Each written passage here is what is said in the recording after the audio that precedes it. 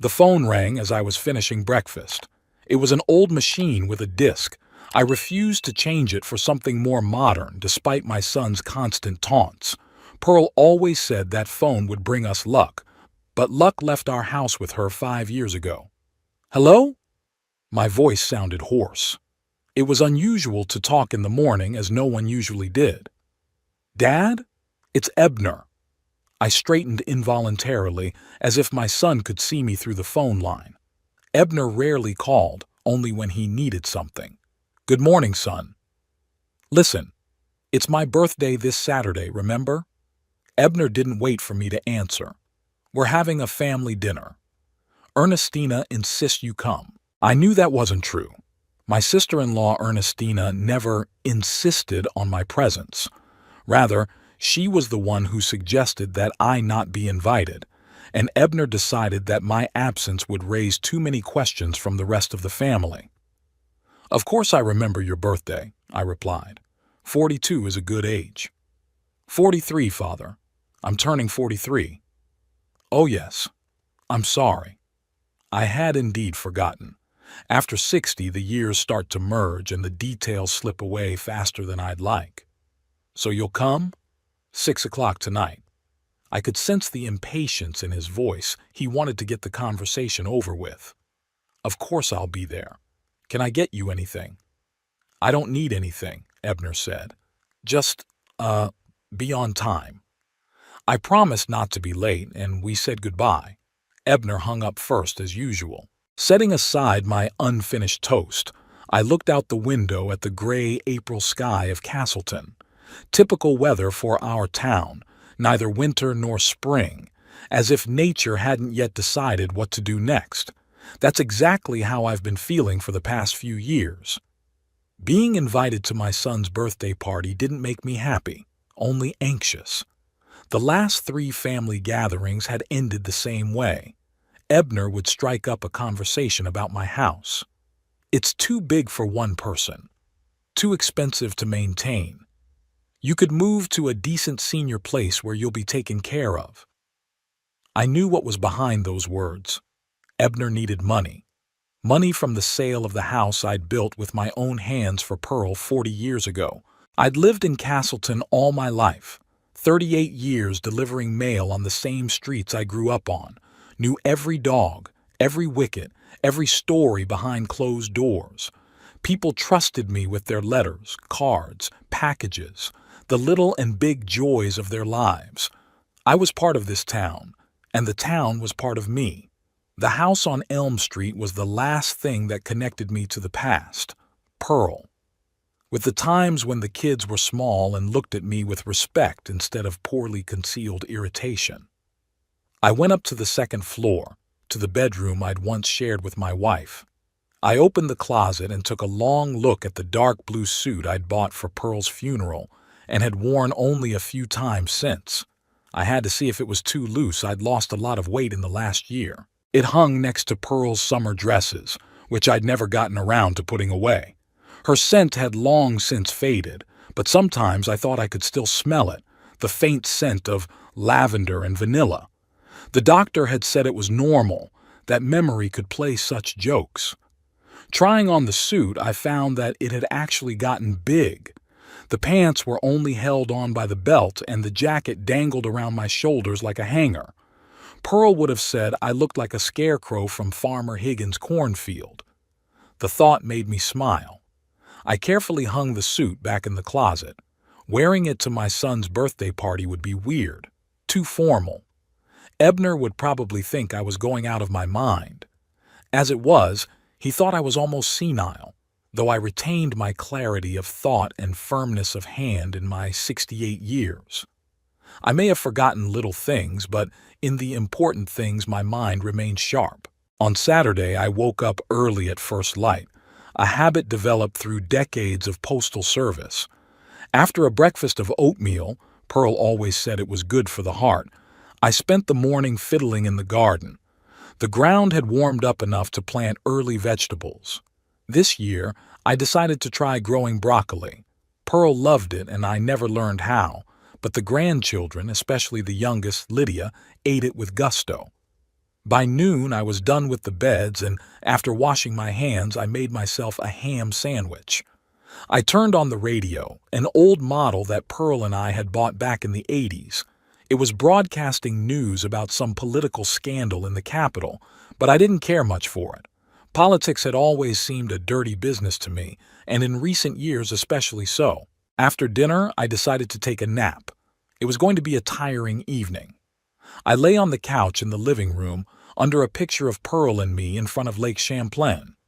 That trip to Vermont had been our last vacation together, a year before her diagnosis. I woke up to the alarm clock ringing at 4 o'clock. Showering and shaving took half an hour. I'd gotten slower with age, though I'd never admit it. I chose the dark brown slacks and plaid shirt Pearl had given me for our last Christmas together. I decided not to wear a tie. Ebner would find something to complain about anyway. At 5 o'clock I was ready, but it was too early to go out. Ebner's house was on the other side of Castleton, in a new neighborhood where young families with money were settling. 20 minutes by car, no more. I sat in the chair by the window, the same one where Pearl liked to knit in the evenings, and looked out at the street where the neighborhood kids were playing. My kids used to run down that street too, once upon a time. Willow was always serious, responsible, like a little adult. Ebner, on the other hand, was loud and demanding. Pearl said he'd inherited my stubbornness, but I saw him more as my father, a man who always knew what he wanted and wasn't shy about taking it. At 15 minutes past 6, I left the house, locking the door carefully. My old Ford started on the third try, another reason for Ebner's taunts. "You're driving scrap metal, Father. It's dangerous. One day it's going to stall in the middle of the road, and what are you going to do?" But the car was reliable despite its age, and so was I. The drive to my son's house was familiar but unpleasant. Every time I drove past new houses with perfect lawns and identical mailboxes, I felt like a stranger. Castleton was changing, becoming part of the big world, losing its character and coziness. Perhaps it was just senile grumpiness, but I missed the town of my youth. As I pulled up to Ebner's house, a 2-story brick building with columns at the entrance. Why do you need columns in Castleton, where the tallest building is the 3-story City Hall? I noticed several unfamiliar cars, so there would be other guests. This reassured me a little, with strangers around. Ebner was unlikely to press me with his ideas about selling the house. I parked behind a silver minivan that looked like it belonged to Willow and her husband Dexter. So Ebner's sister was already here. We hadn't seen each other much lately. She lived in Portland, 3 hours away, and was busy working for an insurance company. Willow had always been kinder to her old dad than Ebner, though she too felt I should move on after Pearl's death. I slowly got out of the car, feeling my back aching after the half-hour drive. I pulled a small package out of the back seat, a gift for Ebner, my father's old silver cufflinks. Not that my son had ever worn them, but it was a family heirloom, and I tried to follow tradition. The front door opened before I even rang the bell. On the doorstep stood Lydia, my 10-year-old granddaughter, with a wide smile exposing her new adult teeth, still too big for her baby face. "Grandpa!" She threw herself around my neck, almost knocking the cane out of my hand. I hugged her with one arm, feeling the warmth and sincerity that was so lacking in relationships with adult children. "Hello, Lydia. How is my favorite granddaughter?" "I'm your only granddaughter, Grandpa," she laughed, taking my hand and leading me into the house. In the spacious hallway smelled something spicy and sweet. Probably Ernestina was preparing her special apple pie. There were voices and muffled laughter coming from the living room. Lydia tugged at my sleeve. "You know what, Grandpa? I've lost another tooth. Look!" She opened her mouth wide, showing the empty space between her bottom teeth. "Has the tooth fairy come yet?" I asked, taking off my jacket. "Dad, stop filling her head with those fairy tales." Ebner appeared in the living room doorway, tall with a noticeable gray in his hair, but still slim and trim. "Hello, Father, you're just in time." He said it as if he expected me to be late. I nodded, handing him the package. "Happy birthday, son." Ebner took the gift with a barely perceptible grimace. He'd never been able to hide his emotions, even as a child. "Thank you," he said without much enthusiasm. "Come on in. Everyone's already gathered." I followed him into the living room where the sofas and armchairs were filled with guests. Willow immediately came up to meet me, giving me a hug and a kiss on the cheek. She smelled like some kind of expensive perfume, not like Pearl, who preferred plain lavender water. "Papa, I'm so glad to see you." Her eyes, so like her mother's, glowed with genuine warmth. "You look well." It was a lie, of course. I knew what I looked like: old, thin, with wrinkles that had gotten deeper since Pearl's death. But a lie like that felt good. "You too, daughter," I replied, and it was the truth. Willow had always been beautiful, even as a teenager, when most kids go through an awkward phase. Dexter, her husband, shook my hand, firmly, but without being overly forceful. He was a good man, an accountant, quiet and reliable. Pearl approved of him, which was the highest praise. "Hello, Mr. Lamston," he said with a smile. "How are you?" "Not bad for an old man," I said, sitting down in the chair he offered me. I knew the other guests vaguely, a couple of Ebner's business friends, neighbors whose names kept slipping my mind. They nodded politely at me, but made no conversation. I was a stranger at this party, despite my family ties. Ernestina appeared from the kitchen, wiping her hands on her apron. My sister-in-law was an attractive woman, not a beauty but with correct features and a good figure, which she had retained after 2 pregnancies. Her brown hair was gathered into a neat bun, and a polite smile played on her lips that didn't reach her eyes. "Hello, Waird."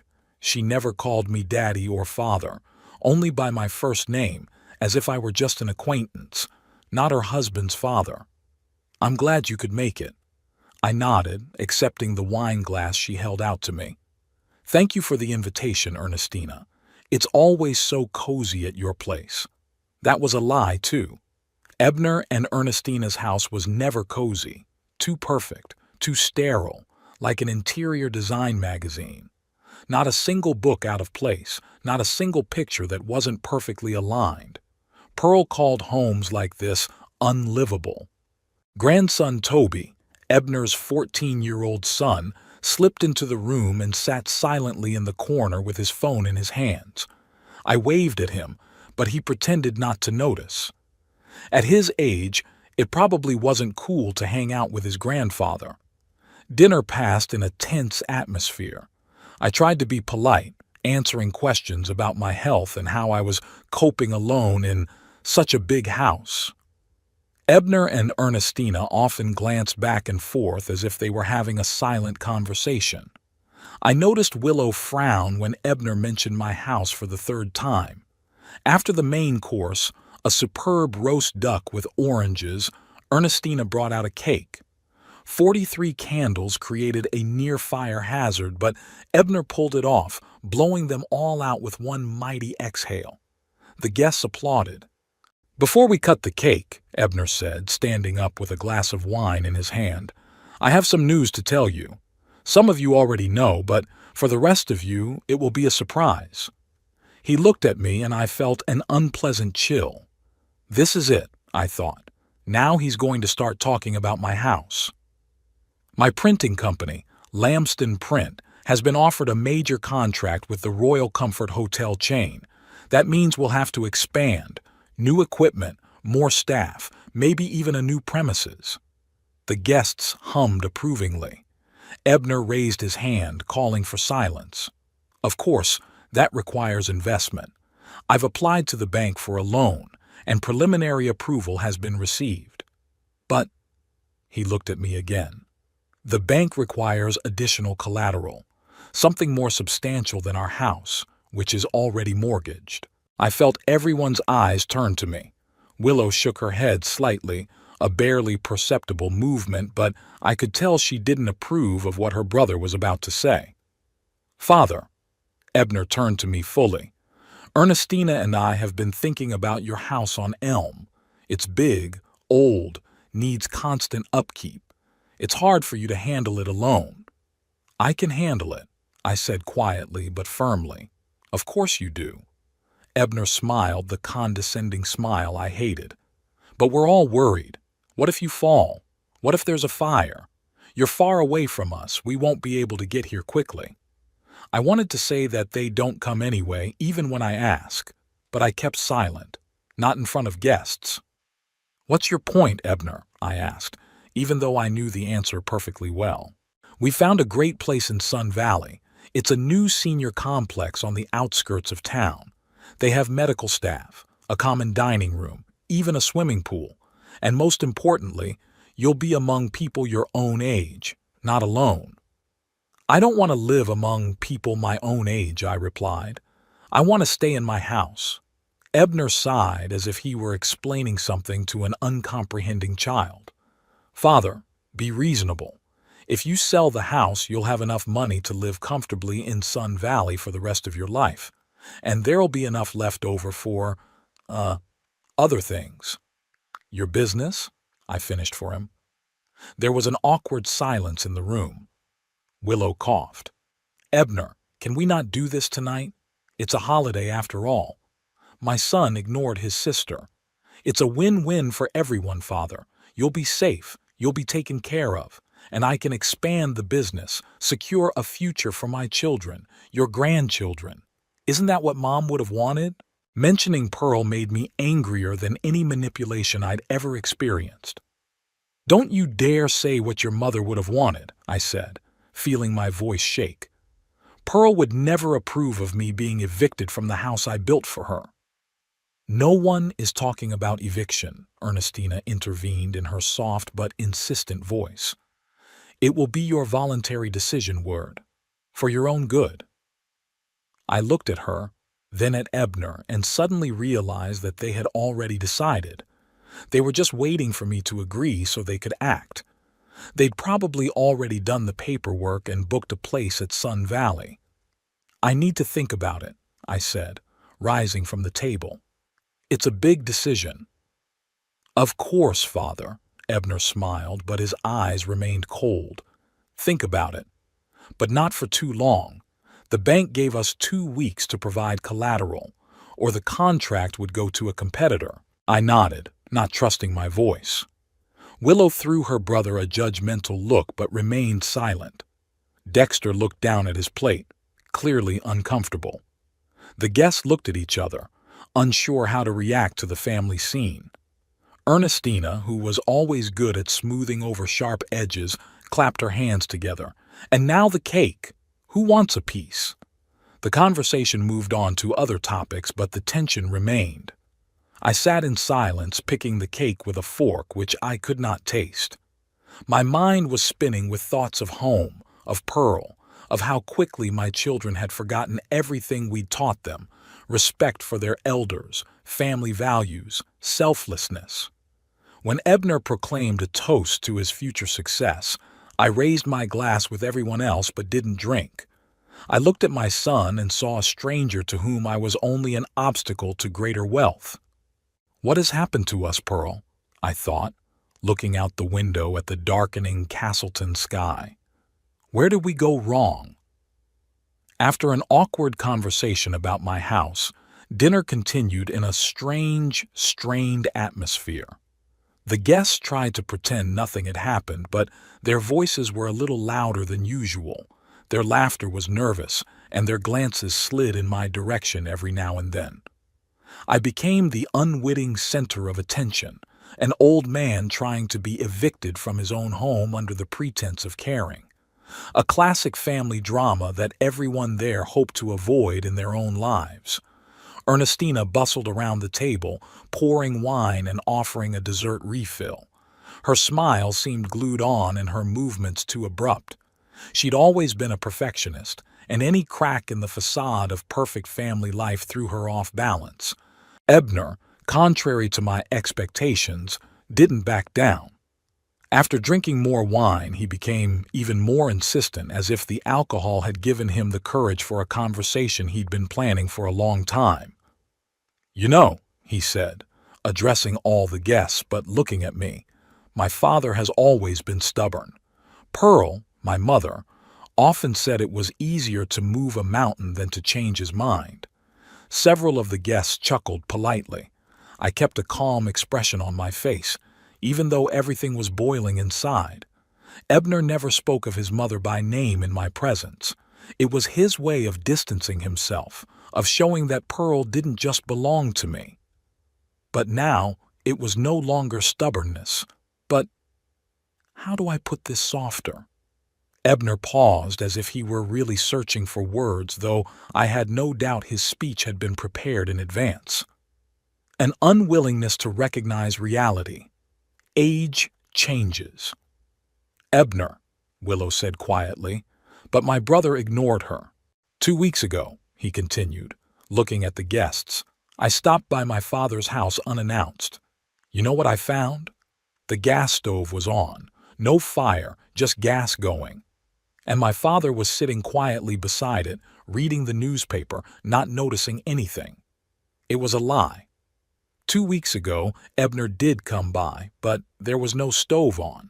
I wanted to object, but I knew it would look like an excuse and therefore an admission of guilt.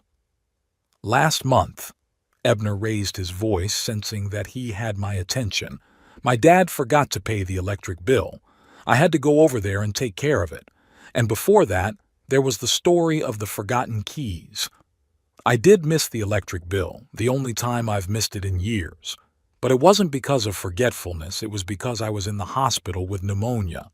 Ebner didn't mention it. Son," I finally interrupted him, trying to speak calmly, "I appreciate your concern, but don't exaggerate." "Exaggerate?" Ebner threw up his hands. "Dad, you don't realize what's going on. That's normal at your age, but we, your family, can see that you're not the same." "What am I supposed to be like at 68? I asked, feeling the muscles in my face tense with restrained anger. Ebner smiled indulgently. "That's exactly what I'm talking about. You're 69, Dad. You've forgotten your age again." I did turn 69 in February, but I used to think of myself as 68 years old, which is what happens when the days blend into a monotonous sequence. But I realized that, to everyone here, it was another sign of my fading. "So," Ebner turned to the other guests, as if I were no longer able to participate in the conversation, "Ernestina and I found a great place. Sun Valley is not a nursing home, as some might think. It's an active living complex for seniors." I noticed a few of the guests looked at each other. Everyone knew that active living complex was just a euphemism for a nursing home designed to sound less intimidating. "It's got everything you need," Ernestina interjected enthusiastically. "Nurses around the clock, panic buttons in every room, a common dining room with a dietary menu. And the price is right," Willow added quietly. "It's not cheap," Ebner nodded, "but if we sell my father's house, we'll have enough money for years to come. And we're going to have to sell it someday, so why not now when it might do us some good?" "Benefit to whom?" I asked, looking straight into my son's eyes. There was an awkward pause. Dexter, Willow's husband, coughed and tried to change the subject. "That's a great cake, Ernestina. Did you bake it yourself?" But Ebner didn't let his wife answer. "Good for everyone, Father. For you, safety and care. For us, peace of mind for you. And yes, for my business too, I make no secret of that. But don't you want your children and grandchildren to prosper?" "I want my children and grandchildren to learn to respect my wishes," I answered quietly, but firmly. "This house is not just an asset. It's—" "We know," Ebner interrupted, rolling his eyes. "This is the house you built for Mom. We've heard that story 1,000 times, but Mom's been gone for 5 years and you're clinging to the past instead of thinking about the future." Mentioning Pearl in that context hurt more than any hint of my failure. I felt my fingertips go numb, a sure sign of rising blood pressure. I needed to calm down. I took a deep breath and exhaled slowly, just like Dr. Hansen had taught me to do. "Let's change the subject," Willow suggested, noticing my condition. Today was Ebner's birthday, not a family council. "Yeah, you're right." Ebner suddenly smiled, as if he'd just remembered the holiday. "I propose a toast to the future, to new beginnings and bold decisions." He raised his glass and everyone followed suit. I also took mine, half filled with red wine, which I almost never drank. Alcohol did not mix well with my medications. "To the future," the guests repeated in a discordant chorus and sipped from their glasses. I had just brought my glass to my lips when I noticed a strange movement out of the corner of my eye. Ebner, who sat at my right hand, quickly removed his hand from my glass. It was almost imperceptible. If it hadn't been for my years as a mailman, when I'd learned to notice the smallest details, I would have missed the gesture. I pretended to take a sip, but in fact the wine didn't even touch my lips. Examining the glass closely, I noticed nothing unusual, no powder on the surface, no change in color. But my intuition, which rarely failed me, signaled danger. Why would Ebner put something in my glass? Thoughts raced frantically through my mind. Poison me? No, too drastic even for Ebner. Probably some kind of laxative or diuretic to embarrass me in front of the guests, proving my helplessness once again. See, he can't even control his bowels bladder. He needs constant care. The perfect argument to convince everyone of the need for me to move to Sun Valley. Outrage fought in my soul with longing. Would my own son really be willing to do such a despicable thing? For what? For money? Or had his dislike for me grown over the years to the point where he was willing to humiliate his own father for petty gratification? Meanwhile, the conversation at the table returned to its usual course. They discussed the latest city news, children, politics, all the safe topics that usually come up at family dinners. I barely participated, pondering what to do next. I could just not drink the wine, but then Ebner's plan would still work. He'd say I'd become paranoid, afraid of my own family, making up conspiracies. Another sign of senile dementia. I could accuse him right here, in front of everyone, but who would believe an old man without proof? Ebner would just laugh and wag his finger at the guests, saying, "See what I was talking about?" And that's when I came up with an idea. Simple, but effective. An eye for an eye, as the Bible says. If Ebner wants someone to be embarrassed today, it shouldn't be his father. I waited until everyone was engrossed in a story one of Ebner's friends was telling. Something about a fishing trip and a giant trout that had fallen off the hook, a common tale that fishermen have been repeating since time immemorial. Everyone looked at the narrator, who was gesticulating vigorously in the center of the table, mimicking the size of the non-existent fish. Taking advantage of everyone's attention to the story, I discreetly switched my glass with that of Ernestina, who was sitting to my left. It wasn't difficult. The glasses were close, and I just had to make a quick movement before anyone looked in my direction. My conscience pricked me. Ernestina didn't deserve to be the victim instead of me. But then I remembered all her cold looks, all the times she'd supported Ebner in his efforts to get rid of me, all the times she'd kept the grandkids from visiting their grandfather, citing my tiredness. She was an accomplice, not an innocent victim. And then I say to him, "Frank, either you pull that fish out now or I'm going to push you into the lake," finished the narrator to general laughter. Ebner raised his glass. "To fishing stories that never change." Everyone drank again. I took a sip from Ernestina's glass, feeling the slight bitterness of wine on my tongue. I didn't notice any foreign flavor.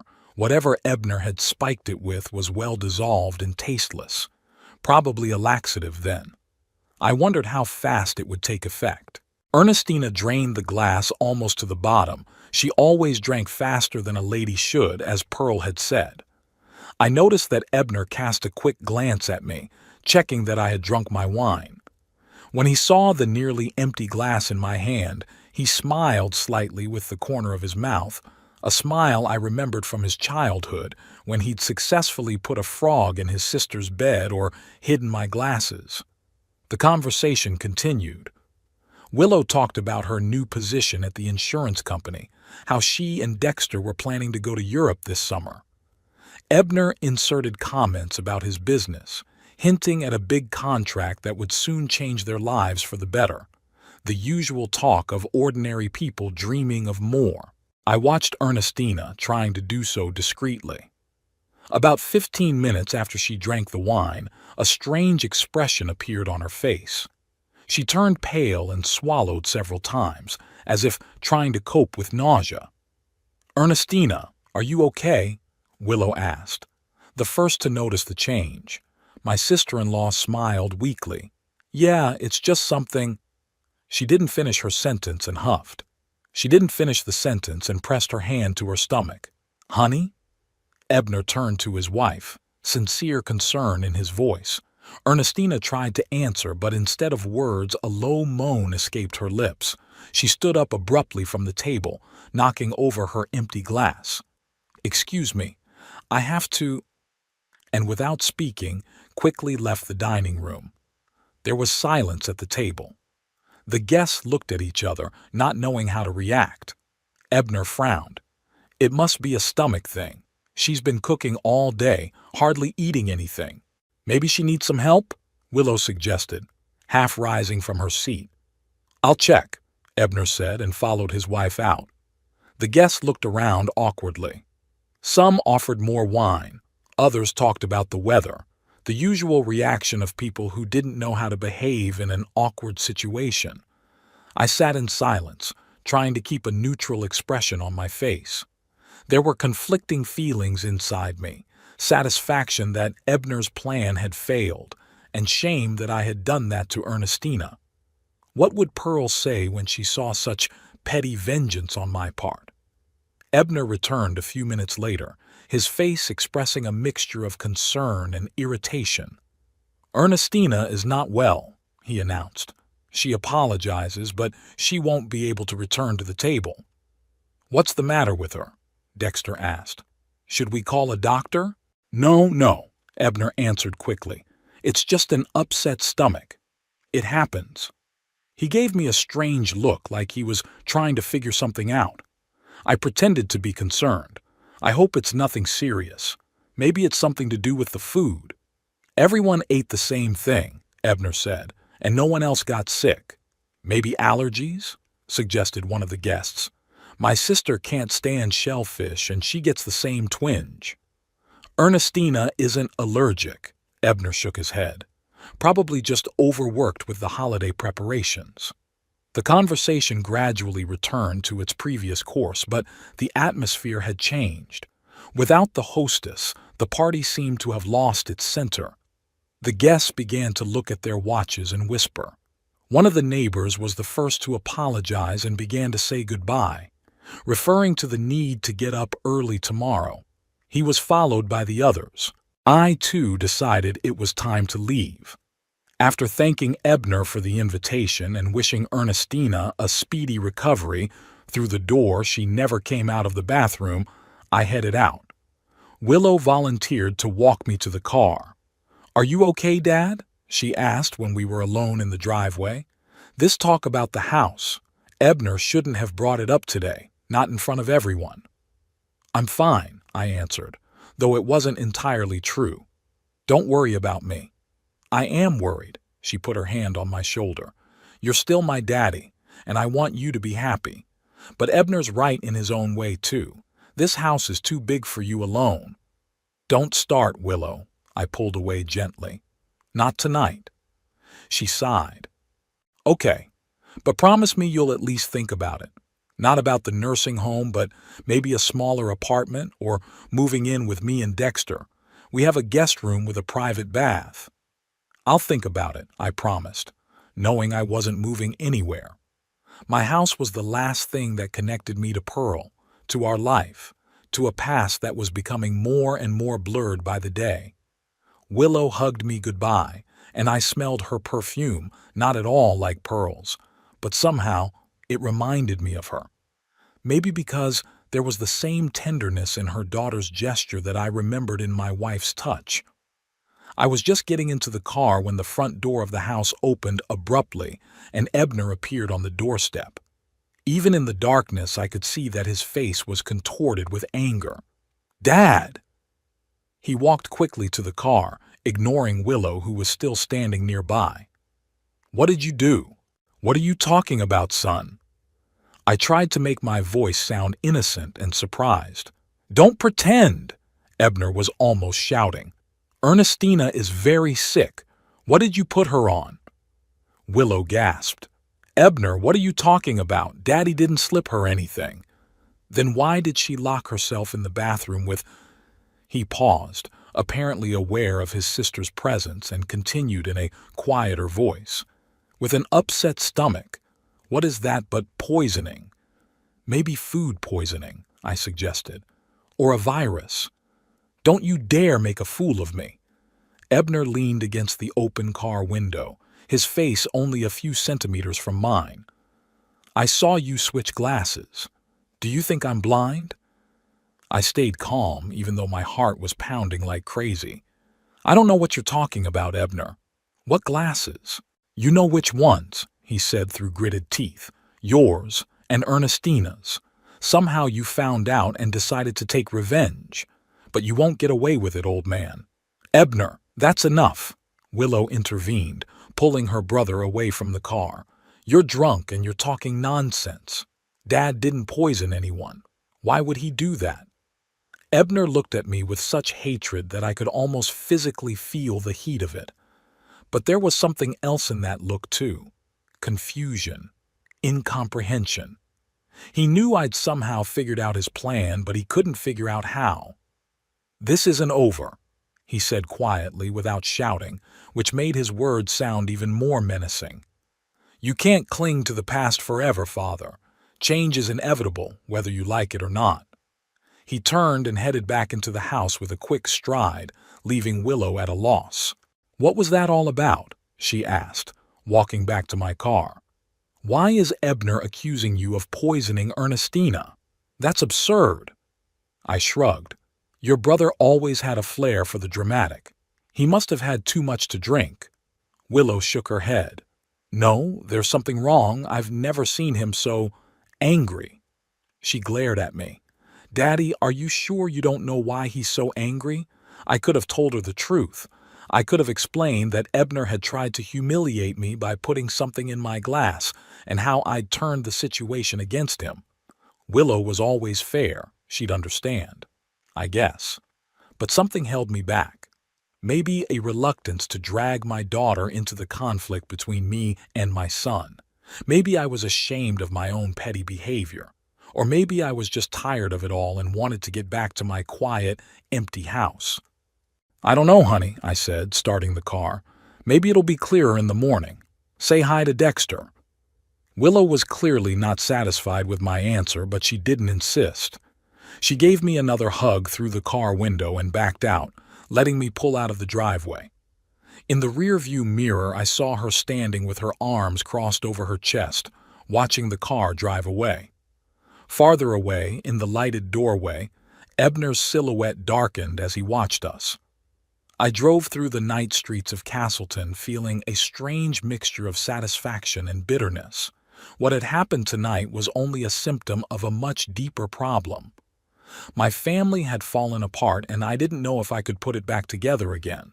Turning on the radio, I heard an old song that Pearl and I had often listened to when we were young. The tune reminded me of a time when things were simpler, when the future seemed bright and promising, and my children looked at me with love instead of annoyance. "What happened to us, Pearl?" I thought again, gazing down the dark road. "Where did it all go wrong?" There was no answer, of course, only the quiet music from the speakers and the thought that tomorrow I would have to face the consequences of tonight. And they, I was sure, would not be long in coming. I woke up early, as usual. Old letter carrier habits don't disappear with retirement. My body still considered 5 in the morning the perfect time to start the day. For a while, I just lay there, looking up at the ceiling and listening to the silence of the house. Somewhere in the back of the building was the ticking of an old wall clock that Pearl had bought on sale during our first year of marriage. Outside, the birds were chirping softly. The spring was gaining strength in spite of all the hardships of human life. The events of last night came back to me in all their unpleasant details. Ebner's attempt to put something in my glass, my retaliatory maneuver, my son's angry accusations in the driveway, Willow's confused face. None of this boded well. I rose slowly, feeling my joints aching. Age was taking its toll, though I'd fought it diligently, doing the set of exercises Dr. Hansen recommended every morning, stretching, a few light squats, back exercises. Nothing complicated, but enough to keep my body in working order. Breakfast was modest, oatmeal with dried fruit and a cup of strong tea. Pearl had always insisted on a full breakfast of bacon and eggs, but since her death, I'd gradually switched to simpler food. I didn't see the point in cooking something complicated just for myself. I was just finishing the dishes when the phone rang. The hands on the clock read 7:30, too early for a normal call. I knew immediately who it was. "Hello," I said, wiping my hands with a kitchen towel. "Are you happy with yourself?" Ebner's voice sounded hoarse, like he'd been up all night. "Good morning, son," I said calmly. "To what do I owe this early call?" "Don't pretend you don't understand." I could hear the fury in his voice. "Ernestina spent the whole night in the bathtub. She's still turning inside out. I took her to the hospital at 3 in the morning. I felt a pang of guilt. I didn't expect it to be this serious. What was Ebner going to slip me if I reacted so strongly?" "I'm sorry to hear that," I said sincerely. "What do the doctors say?" "Acute stomach upset of unknown etiology," Ebner hissed. "But you and I know what it is, don't we? What did you put in her wine?"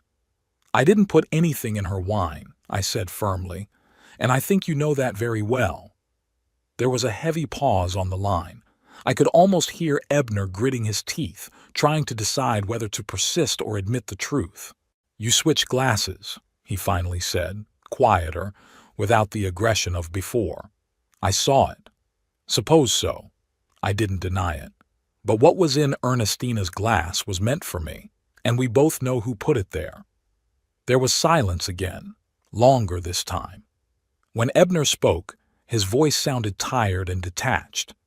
It was a harmless laxative, just to embarrass you a little in front of the guests and make you realize you can't live alone. No harm to your health.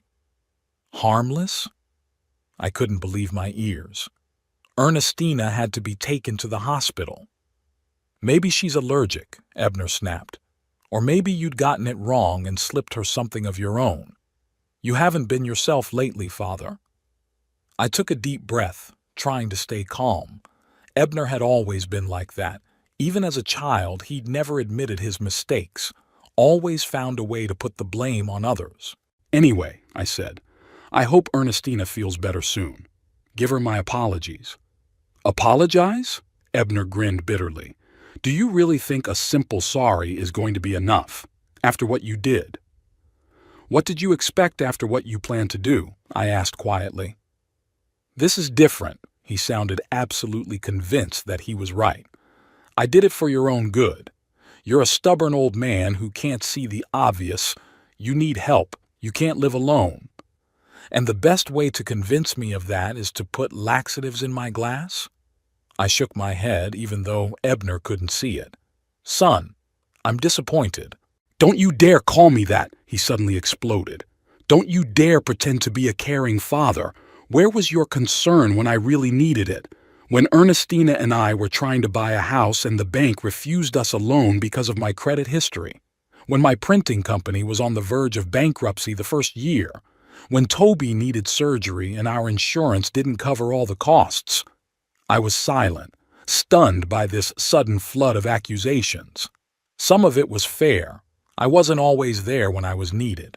Being a mailman was time-consuming, and I often missed important moments in the children's lives. But the other part was a clear exaggeration. I helped Ebner with a down payment on a house, acted as a guarantor on his mortgage despite his bad credit history. I'd given money for Toby's medical treatment, even though Ebner later insisted it was a loan and returned the entire amount, refusing to accept the help. "I've always tried to help you, son," I finally said, "but you always wanted more." "That's enough," Ebner cut me off. "I didn't call to get into a fight. I just wanted you to know this isn't over. What you did to Ernestina, I won't forget it." And he hung up without waiting for me to answer. I slowly put the phone back on the lever, feeling my hands shaking. Anger, resentment, disappointment all mixed up in my soul. But strongest of all was the bitterness of realizing how deep the gulf between me and my son was. Once I held him in my arms, taught him to ride a bike, helped him with his homework.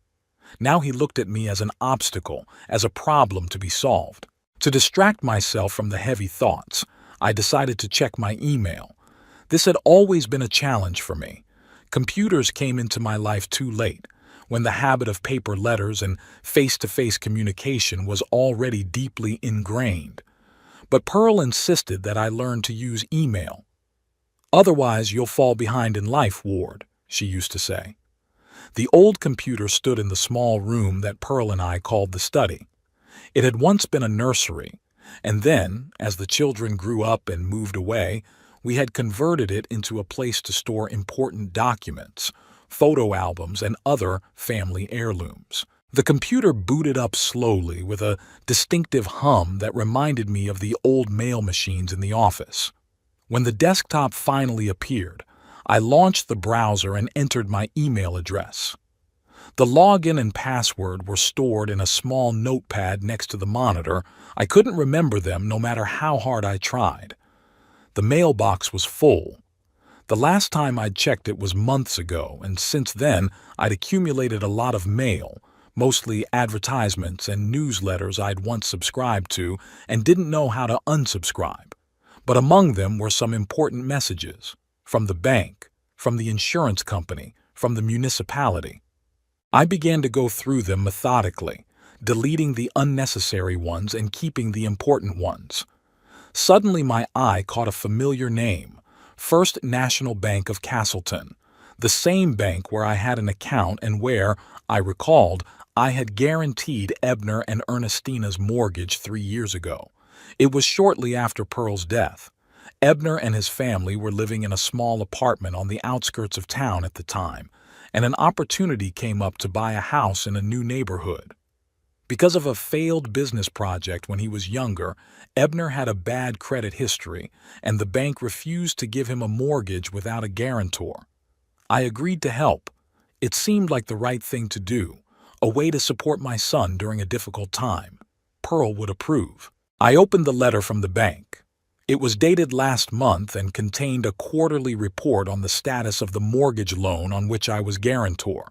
Everything looked fine. Ebner and Ernestina were making regular payments.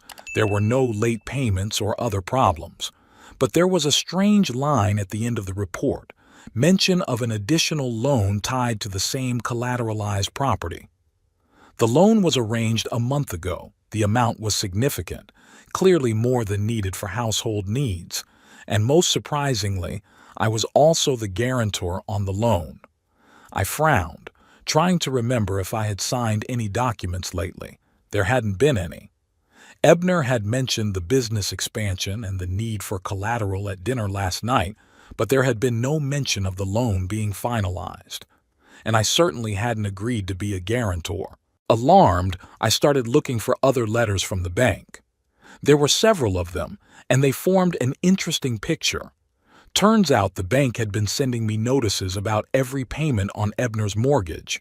Most of them I just hadn't seen since I rarely checked my mail, but they all indicated that my son had been paying faithfully, at least for the last 6 months, which covered the letters I found. And then, about a month ago, there were messages about a new loan. One of them contained scanned copies of documents, and I opened them, feeling anxiety growing. What I saw made me freeze in front of the monitor. The documents bore my signature, or rather, something that was supposed to represent it. But I had never signed those papers. What's more, the handwriting didn't even look like mine.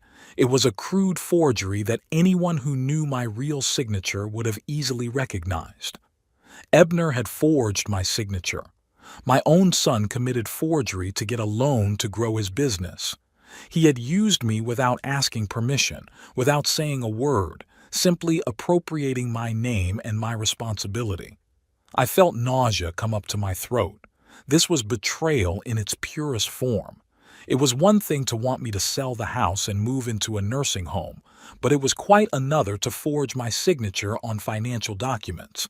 It was no longer just disrespectful. It was a crime. Thoughts raced feverishly through my head. What to do?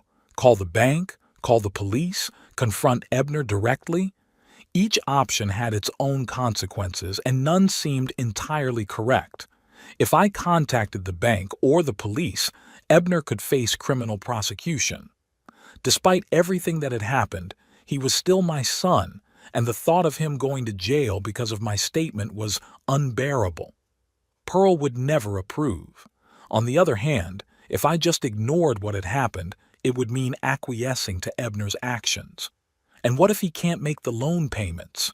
Then I'd be liable as guarantor. I could lose my house, my savings, everything I had left. I decided to print out the documents so I could have physical proof of the forgery.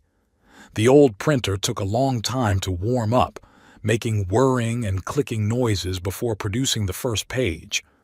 When all the documents were printed, I folded them into an envelope and put them away in the desk drawer where I kept important papers. Then I dialed the bank's number. The phone was answered by a friendly girl who, after listening to my question, connected me to the mortgage lending department. "What can I do for you?" the male voice on the other end of the line asked. "My name is Ward Lamston," I began. "I would like information about a loan where I am a guarantor." The loan was taken out by my son, Ebner Lamston. "One moment, Mr. Lamston." I could hear the computer keys clacking. "Yes, I can see that. Your son has 2 loans with you as guarantor, a mortgage on a house at 15 Maple Street and a business loan from last month. Which one are you interested in?" "I'd like to know the details of the second loan," I said. "The business loan. When exactly was it made? What documents did I sign?" "The loan was approved and disbursed on March 23rd, the clerk replied. "As for the documents, we have a standard guarantee agreement with your signature, as well as an agreement to check your credit history. Everything is in order."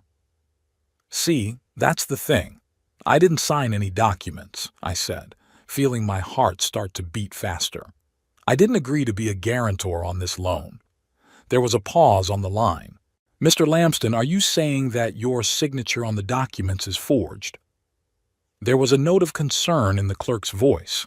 "That's exactly what I'm saying," I confirmed. "In that case," he said slowly, "you must come to the bank in person with identification and make an official statement. This is a serious accusation that will require investigation. The police may be involved." "I understand," I said. "When can I come?"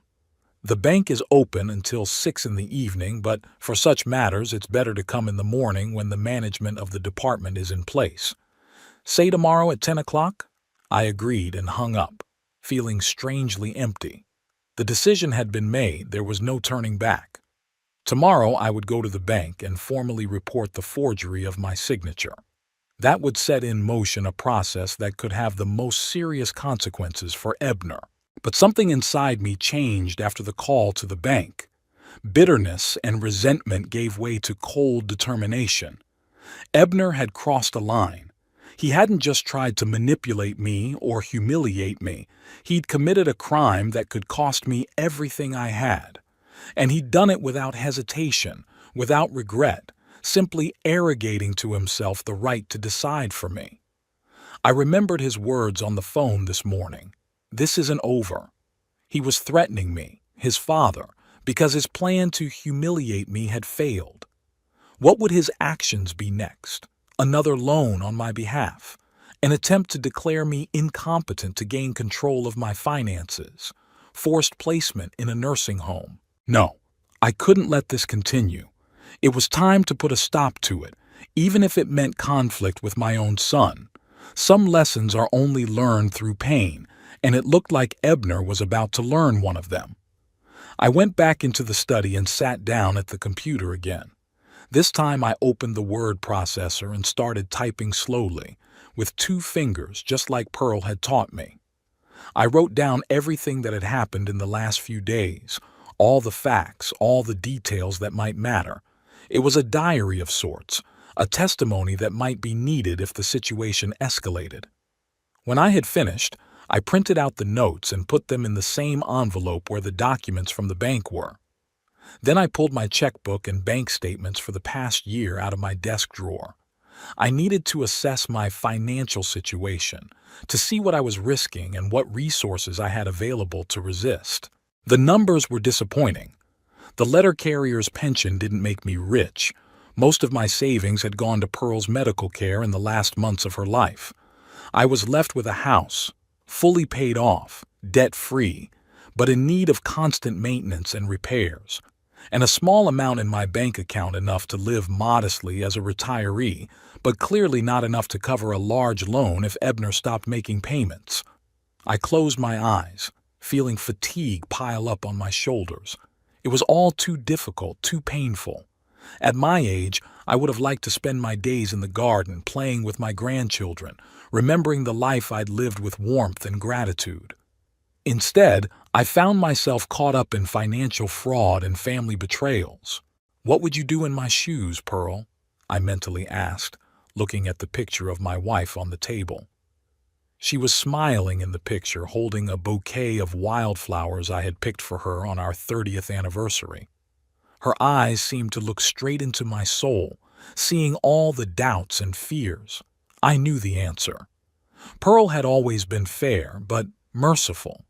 She wouldn't let Ebner continue down the path of deceit and manipulation, not out of revenge, but because it would destroy himself. Sometimes love meant firmness, not indulgence. The decision is finally taking shape in my mind. Tomorrow I'll go to the bank and report the forgery of the signature. I'll withdraw my guarantee on both my mortgage and my business loan. Let Ebner face the consequences of his actions. Maybe this will be a lesson to him that will make him rethink his attitude toward life, money, and family. It's gonna hurt, for me and for him. But sometimes pain is necessary for healing. As Pearl said, quoting her mother, "A boil needs to be opened so it can heal." I put all the papers away, shut down the computer, and walked out of the study. The house seemed too big and empty, filled with ghosts of the past. But it was my home, my fortress, my last refuge, and I wasn't going to give it up without a fight. The sense of humiliation and betrayal I'd felt when I'd learned about the signature forgery had gradually transformed into cold determination. Ebner had to realize that every action had consequences. And if he thought I was a weak old man who could be manipulated and deceived, he was in for a nasty surprise. The morning was clear and cool, perfect weather for important decisions. I got up early, as usual, but instead of my usual routine, I carefully prepared for my trip to the bank. I picked out my best suit, the dark blue one I'd worn at Pearl's funeral. It still hung a little loose, but today it was just as well. I wanted to look serious and presentable. I shaved extra carefully, even spritzed on some cologne, the Old Spice that Pearl used to give me every Christmas. The smell triggered a flood of memories, our holidays, when the kids were small, when the family was still a unit. It all seemed so far away now, as if from another life. I put the documents in an old leather briefcase, checked to make sure I had my ID and bank cards. Everything was ready. One last look in the mirror showed a tired older man with a determined expression. "You got this, Waird," I said to my reflection, and walked out of the house. The First National Castleton Bank was located in the center of town, in an old stone building with columns. I often passed by it while delivering mail, but I rarely went inside. I preferred to withdraw money from the ATM, and paid most bills at the post office, the old-fashioned way. Inside, things had changed since the last time I'd been here. Fewer tellers, more computers. Young men in suits sat behind glass partitions talking to customers. Brightly colored posters advertised loans, deposits, investment opportunities. Everything looked modern and a little foreign to a person of my generation. Waiting for me in the office was a middle-aged man in an austere suit. He introduced himself as Morton Higgs, head of the mortgage lending department.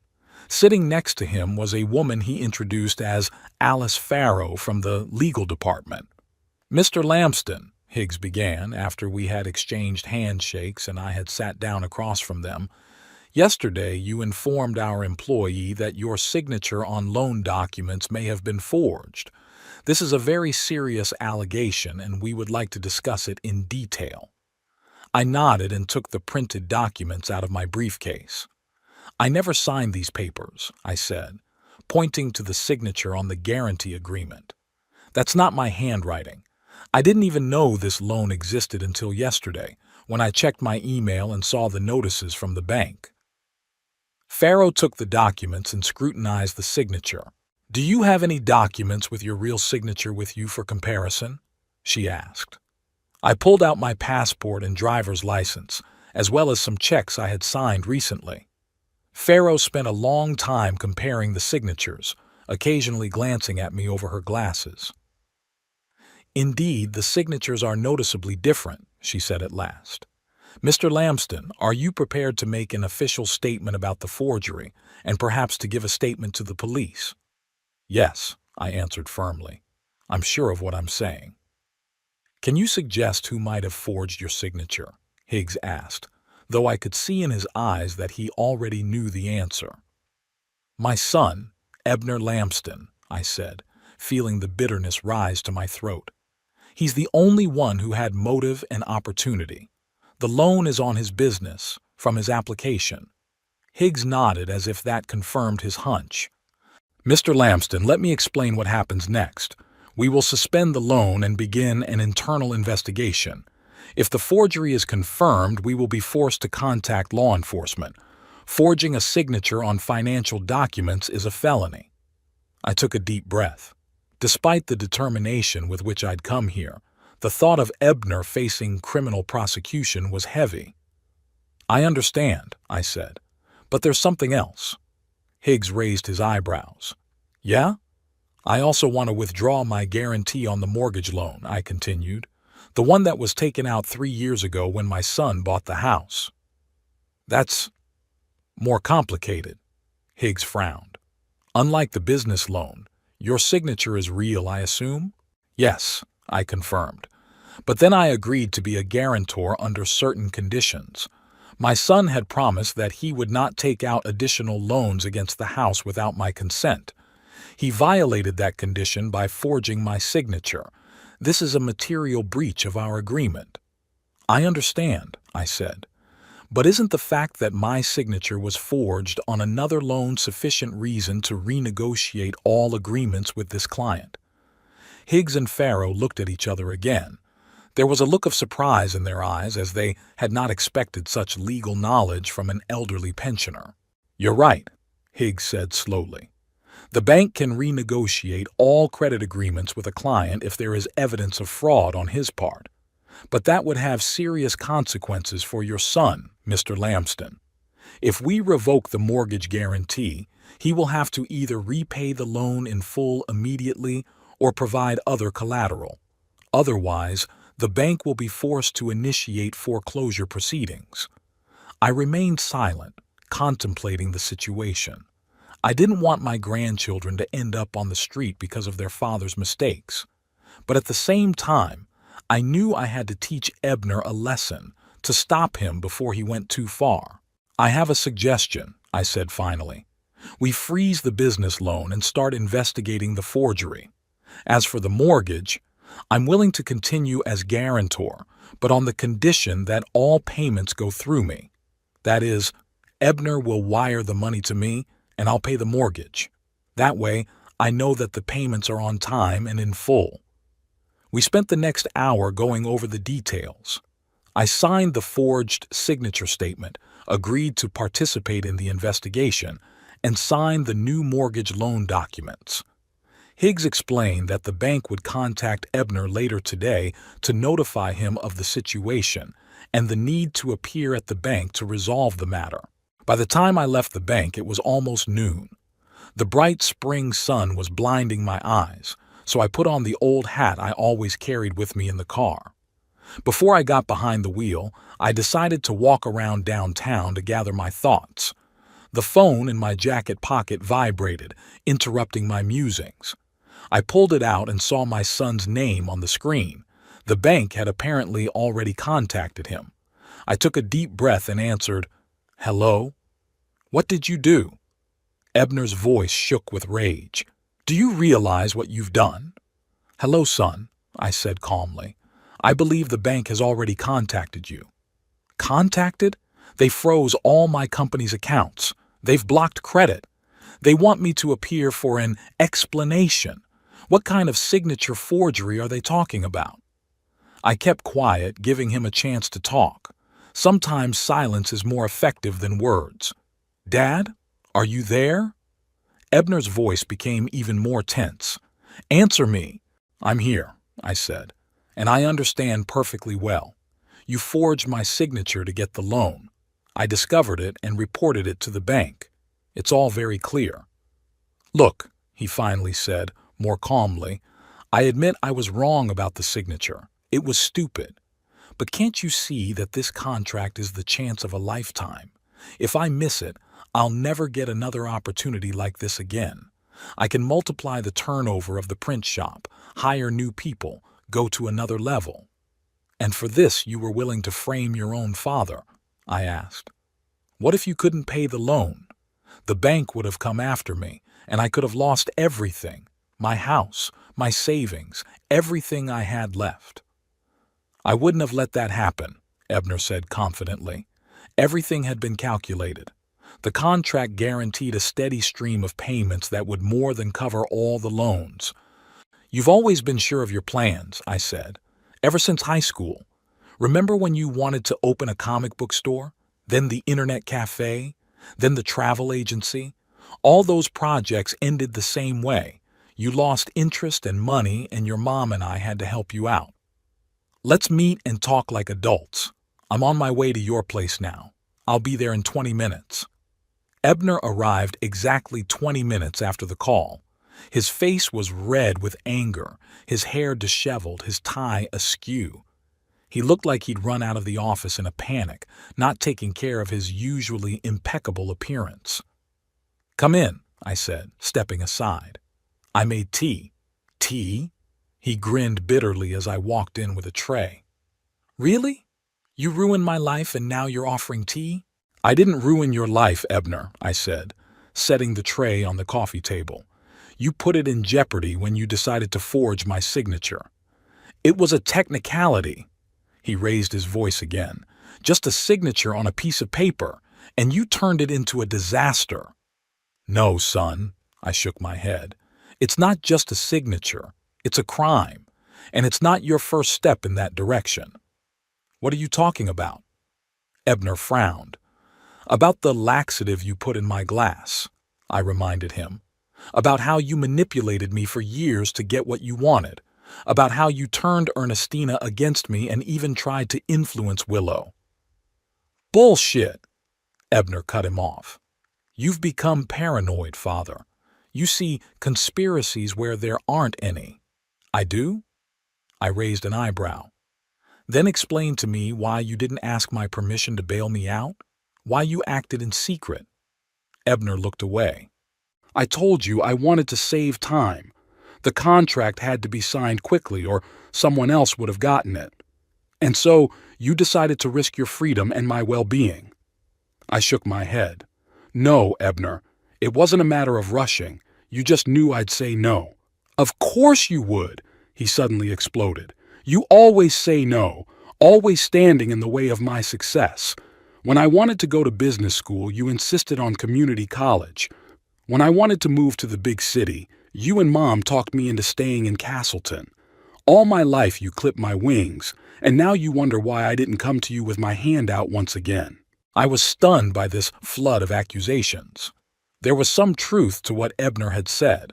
Pearl and I had indeed advised him not to rush into business school until he had decided on a direction, and we had expressed concern about his plans to move to a metropolitan area with no concrete prospects. But we did it out of love, out of a desire to keep him from making mistakes, not out of a desire to clip his wings. "Mom and I always wanted the best for you," I said quietly. "We supported all your endeavors when we saw that you were serious. Remember who gave you the money for your first printing equipment? Who helped with the down payment on the house? And you've been reminding me about it ever since," Ebner muttered. "Every time something goes wrong, you remember how much you've done for me." "What happens now?" he finally asked.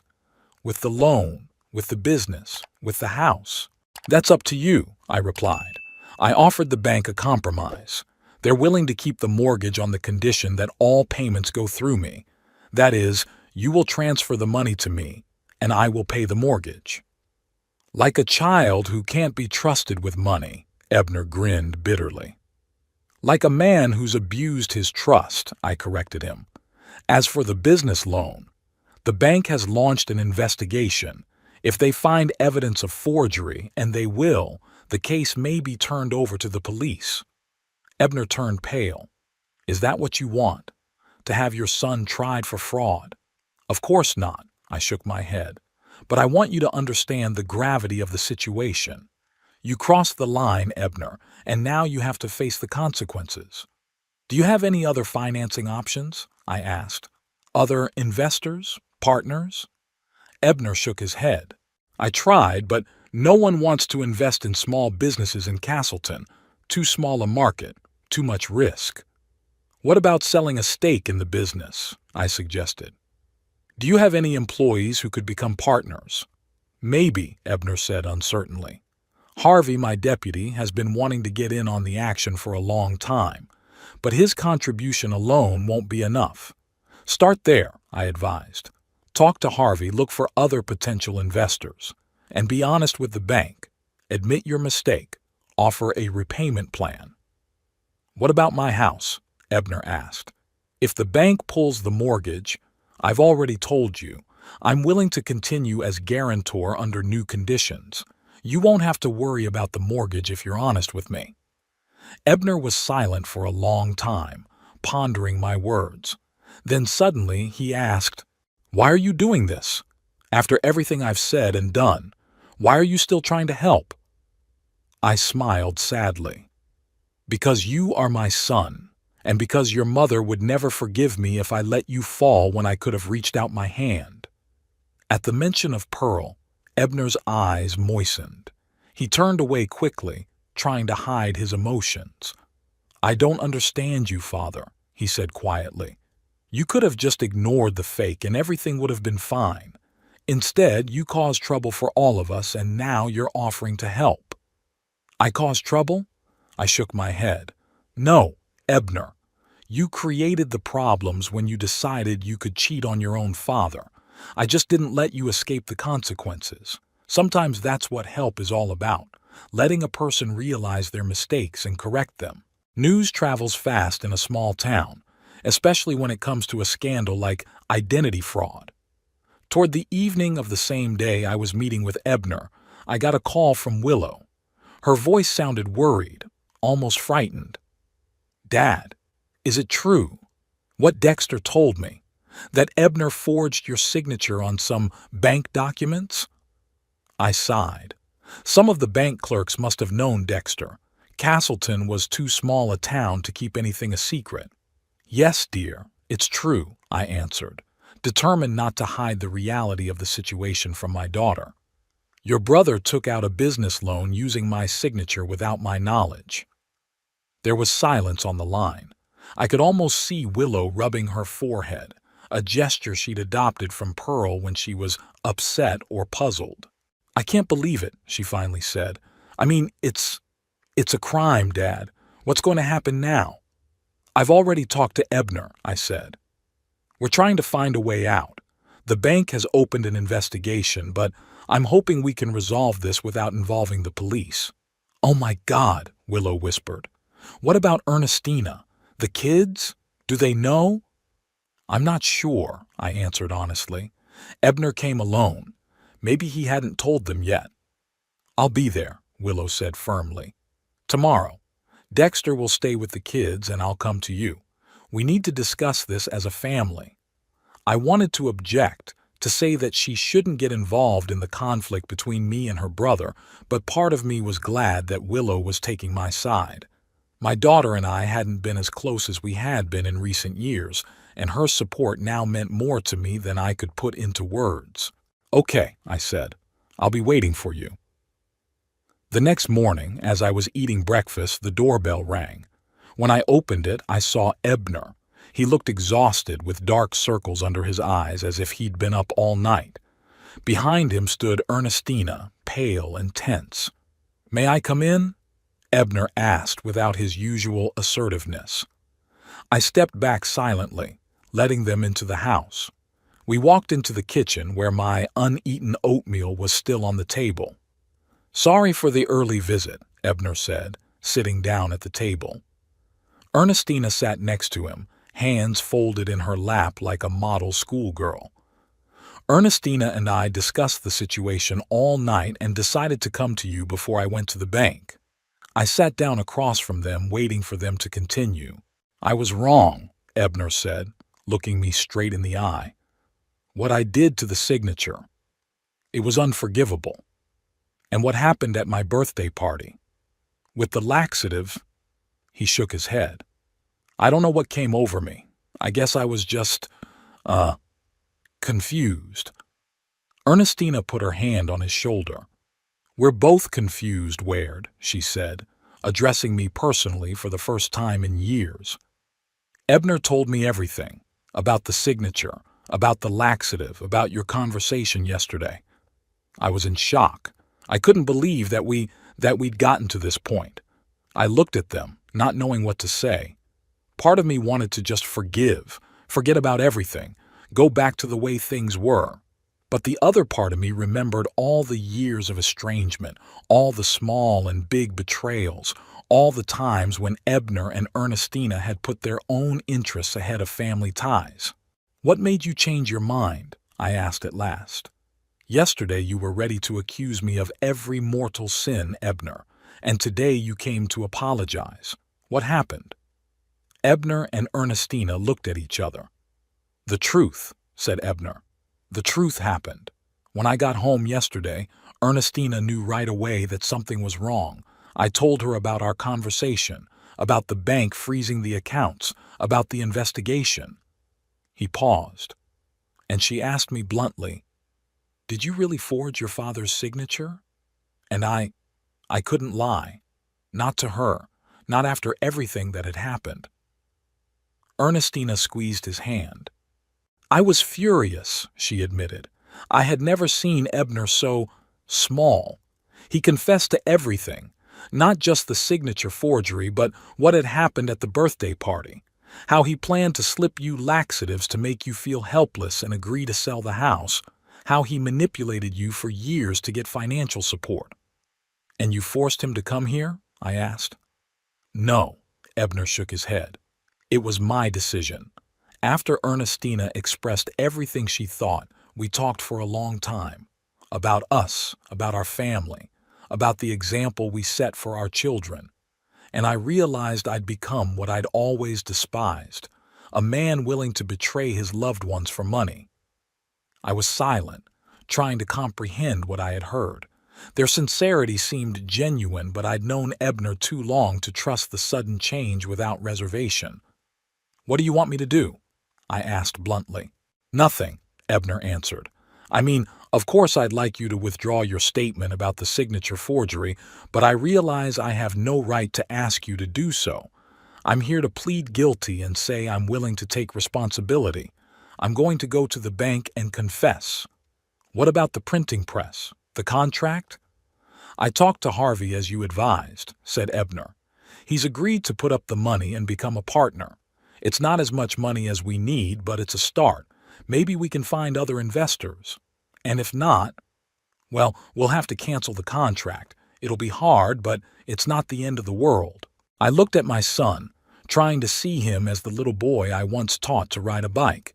That teenager who came to me for advice when he fell in love for the first time. That young man who stood beside me at Pearl's funeral, squeezing my hand tightly when I was ready to break. "I'll talk to the bank," I said finally. "Maybe we can find a solution that won't hurt your reputation or your business, but on one condition." "What's that?" Ebner stepped forward. "No more secrets. No more manipulation. No more trying to control my life or make decisions for me. I'm your father, not an obstacle to your success." Ebner nodded. "I promise. And I'll do anything to earn back your trust, even if it takes years." At that moment, the doorbell rang. I apologized and went to open it.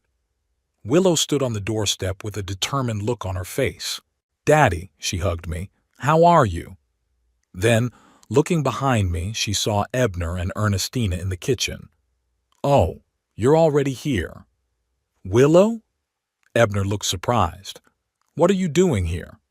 "Same thing you are, I guess," she replied, walking into the house, trying to make sense of this mess. We all sat at the kitchen table for the next hour discussing the situation. Willow was tougher than I'd expected. She wasn't shy about expressing her disappointment with her brother's actions, and she made it clear that she supported me.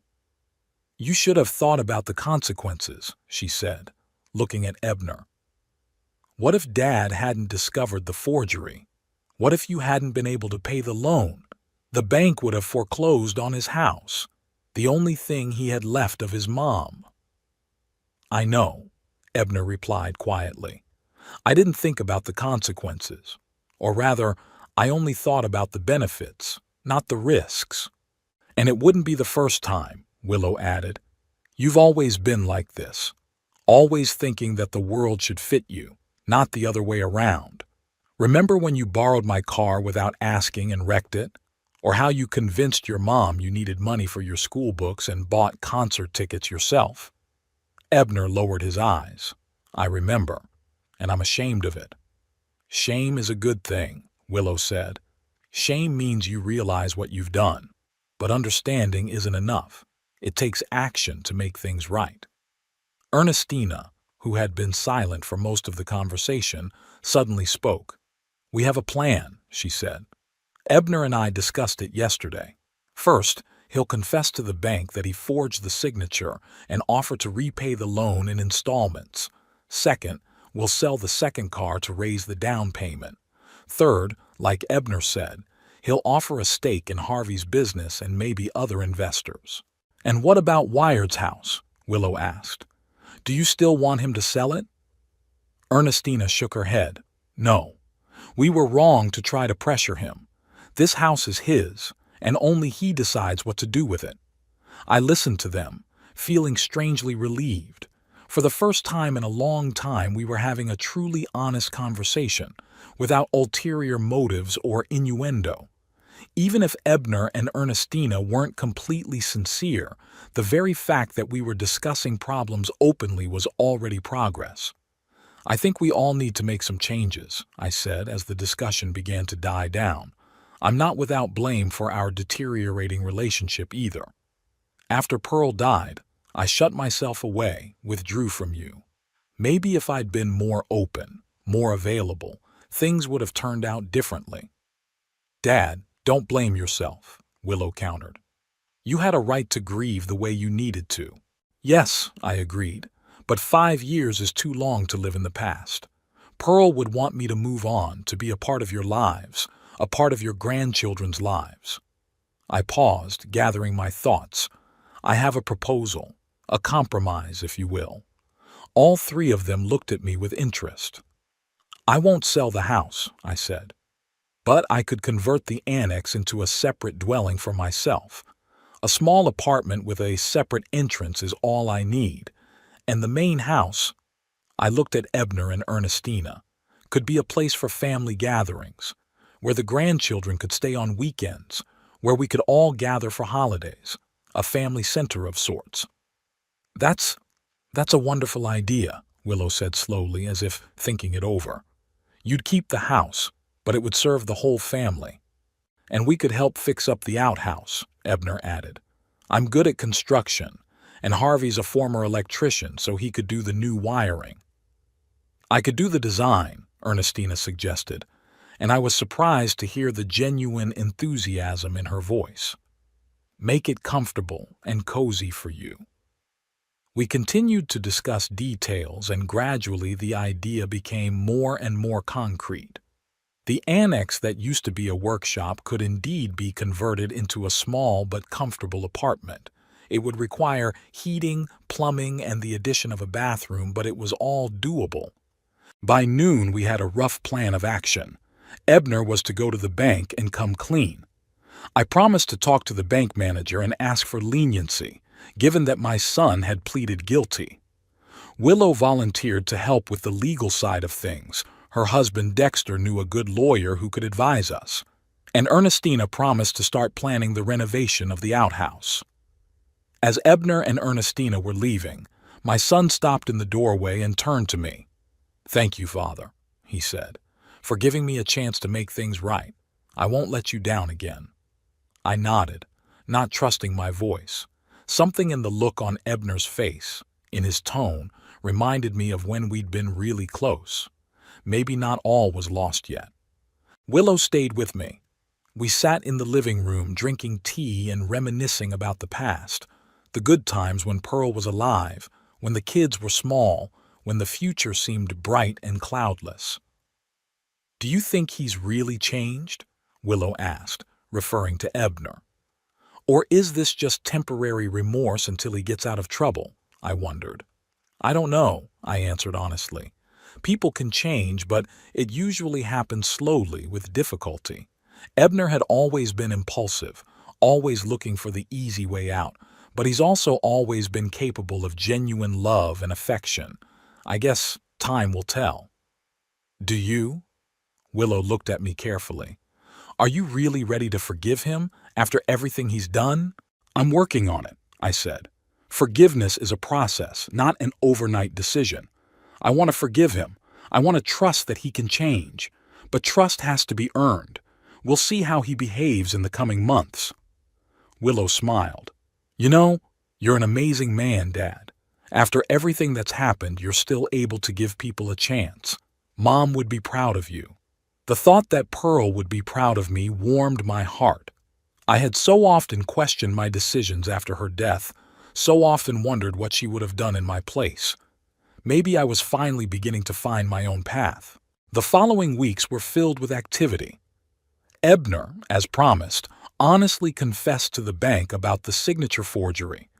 Thanks to my plea and the fact that he had come forward with the confession himself, the bank decided not to take the case to the police, limiting itself to a fine and temporary closure of the line of credit. The business loan was canceled, but Ebner managed to find other investors, including Harvey, and although the amount was less than he had originally planned, it was enough to fulfill the minimum requirements of the contract. Renovation of the annex began almost immediately. Ebner came every weekend with tools and materials, sometimes with Harvey, sometimes with other friends. Willow and Dexter also helped when they could.